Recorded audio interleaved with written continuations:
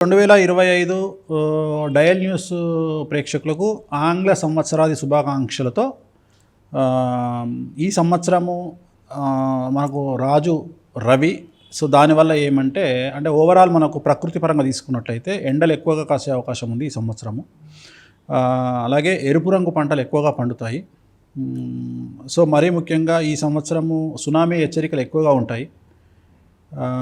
అలాగే యువతలో కార్డియాక్ అరెస్టులు ఎక్కువగా ఉంటాయి ఈ సంవత్సరం.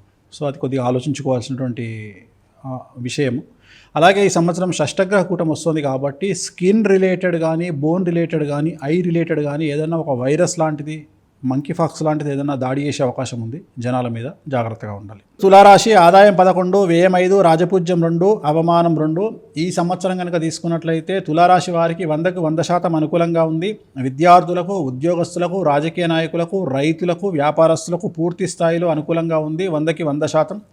వీళ్ళ జాతకంలో కనిపిస్తున్న ఒకే ఒక సమస్య 6వ స్థానములో శని ప్రవేశం అనేటువంటిది మీ కుటుంబంలో పెను సంచలనానికి దారితీసే అవకాశం ఉంది. అంటే ఏదైనా ఒక సంచలనం మీ కుటుంబంలో జరిగే అవకాశం ఉంది తులారాశి వారి కుటుంబంలో.